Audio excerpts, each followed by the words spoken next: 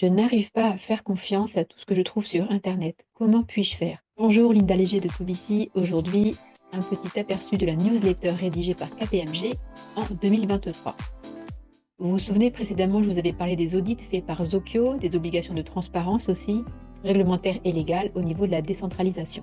Donc KPMG, qu'est-ce que c'est? Je vous avoue que moi, il y a encore 5 ans, je ne savais pas du tout ce que c'était. Pardon KPMG, je ne suis pas conseiller financier et je ne fais pas publicité pour qui que ce soit.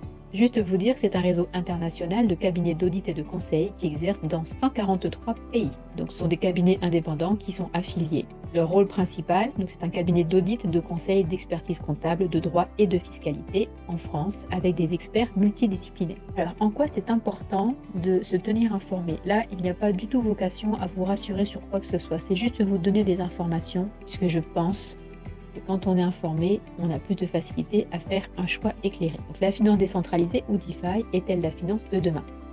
Dans une interview accordée à la chaîne de télévision américaine CNBC en août 2021, le directeur général de la Deutsche Bank, Paul Meillet, affirmait qu'il est nécessaire pour toute banque qui veut être compétitive dans le futur de s'assurer qu'elle a la capacité d'interagir et d'interopérer avec les systèmes DeFi au fur et à mesure qu'ils émergent. Ces liquidités sont apportées par les acteurs de la DeFi qui perçoivent des rendements pour leurs contributions. Donc petit rappel, la finance décentralisée ou DeFi, Decentralized Finance, désigne des infrastructures financières décentralisées fonctionnant sur une blockchain, donc c'est une technologie ouverte, pair à pair et à l'international. Donc l'objectif de la DeFi, c'est de rendre plus accessible l'accès aux services financiers traditionnellement fournis par les banques et les institutions financières, et ce, sans tiers de confiance. Dès lors, la confiance dans les tiers, donc les banques, les assurances, disparaît au profit de la confiance dans la fiabilité et la sécurité d'un protocole informatique décentralisé, infalsifiable et immuable. Voilà. Donc de façon très raccourcie, il n'y a pas d'intermédiaire. Donc de pair à pair, c'est ça, c'est de personne à personne, vous avez une information et le destinataire. Donc, évidemment, c'est à vous de vous renseigner en ce qui concerne les caractéristiques de la DeFi, vous assurer que tout est conforme. Donc pourquoi est-ce qu'on parle de ça? Il y a de plus en plus d'applications décentralisées. Donc cet acronyme provient de l'anglais Decentralized Autonomous Organization. Une DAO fait référence à une communauté de participants, donc des développeurs, des utilisateurs de blockchain, qui s'organisent autour de règles de gouvernance édictées dans un contrat intelligent. Vous vous rappelez, on parlait de smart contract, dont les termes ont été discutés par la communauté elle-même.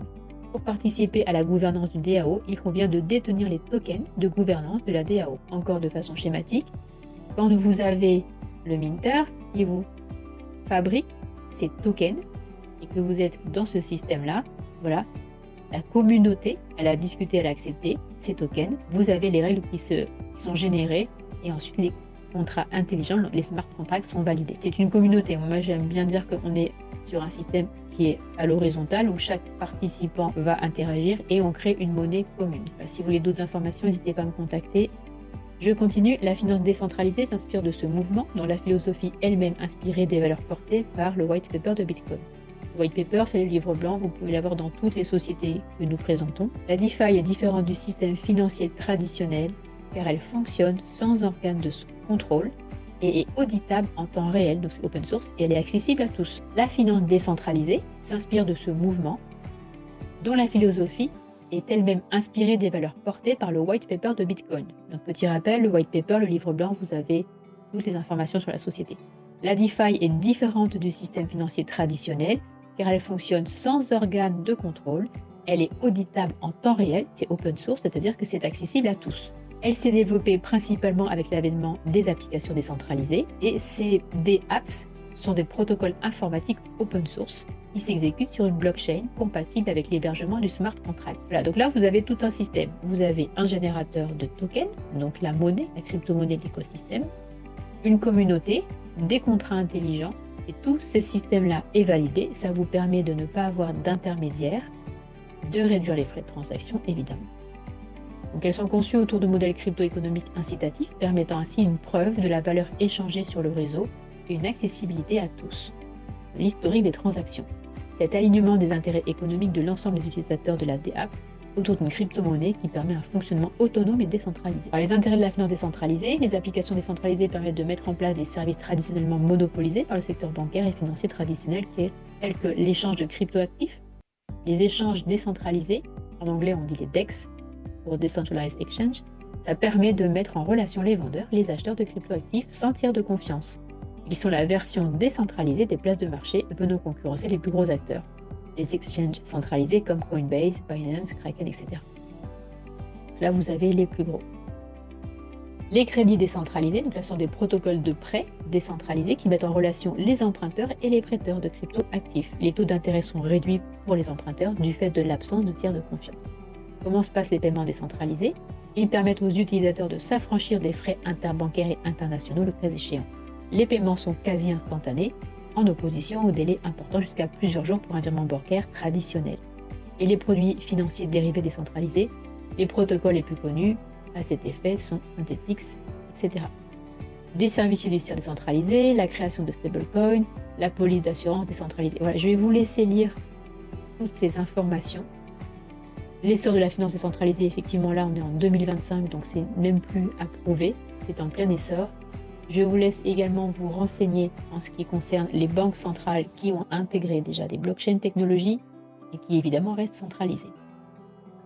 La finance décentralisée est héritière des caractéristiques propres aux propriétés des blockchains. Donc la DeFi, la finance décentralisée, c'est un système nativement numérique qui fonctionne sans organe de contrôle grâce à la technologie de la blockchain des smart contracts. Les opérations sont donc effectuées de pair à pair. Le système financier résilient, du fait de sa nature décentralisée, est distribué. Un système public et ouvert à tous. Ce système financier est ouvert à tous, aussi bien en termes d'usage, de consultation que de participation à sa construction. L'interopérabilité, la finance décentralisée se compose de nombreux protocoles informatiques qui ont vocation à fonctionner ensemble via l'utilisation de bridges. Et programmable, via l'utilisation de smart contracts, la volonté des parties est exécutée automatiquement lorsque les conditions déterminées par les co-contractants sont remplies. Donc voilà le système décentralisé, confiance en la résilience d'un programme informatique, et dans la centralisation, confiance envers une entité centrale, une banque, une assurance. La DeFi est ouverte, la centralisation est exclusive. La DeFi, elle est efficace, coût et rapidité, et la centralisation, ce sont des systèmes lents et coûteux. Voilà, donc vous avez plusieurs protocoles là qui sont proposés. Évidemment, il y a des risques, il y a des challenges pour chaque métier. Voilà, tout ceci date de 2023. Si vous voulez découvrir donc la décentralisation, ce que chacun a à y gagner, je vous invite à regarder les autres vidéos des playlists et éventuellement de me contacter. Donc si vous voulez intégrer la finance décentralisée, la blockchain technologie et devenir acteur de votre portefeuille d'actifs numériques, je vous invite à scanner mon QR code et à m'envoyer un message pour que je vous accompagne. Voilà, moi je vous invite juste à entrer sur une plateforme où vous avez votre abonnement à l'année. Je vous présente ce qui existe et vous êtes libre de faire votre propre choix. Je vous remercie pour votre attention, j'espère que vous avez appris quelque chose, que cela va vous aider dans vos choix.